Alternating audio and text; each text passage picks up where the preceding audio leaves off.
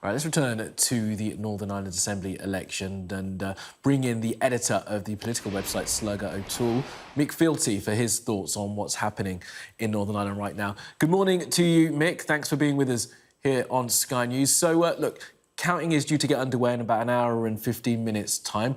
What are your thoughts on what we'll see come out of the results today? Yeah, well, just in context, we have a particular arduous form of proportional representation. So counting actually started yesterday. So we've got some of the headline figures. We know really quite a substantial amount about the various fortunes of the different parties.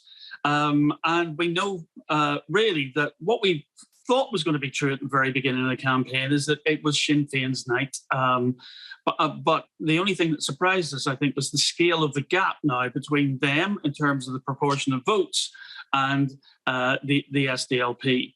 So you can see there from your screen, 29%, 23%. If you go back 5 years to the equivalent election, there was only 1 percentage point separating the two, and the DUP was 1 point ahead of Sinn Féin.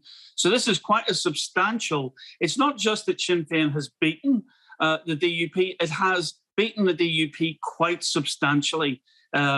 And I think there will be some consequences. Another thing you'll see if you go further down that table, though, is that what's happened in the middle is there is a consolidation of the vote around the Alliance Party, which cost the Green Party 2 seats, broadly in that kind of same territory. It's also been disastrous for the nationalist SDLP. That's the party of John Hume, and slightly less so, I think, for the David Trimble's old party, the Ulster Unionists there, whose vote proportion held up and who've had some good results in some places and disasters in others.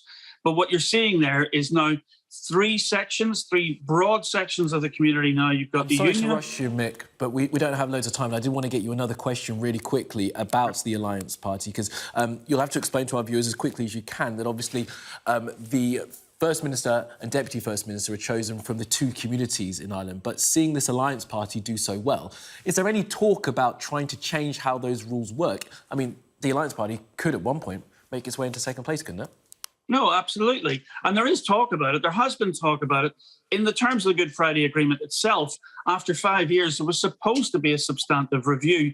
It's never happened. What's really happened is that the two big parties have negotiated a settlement that keeps them in power almost permanently. And remember this, although the designations are going to change, so if these guys ever take office under these terms, the terms of this election, Sinn Féin will be the First Minister and DUP the Deputy First Minister.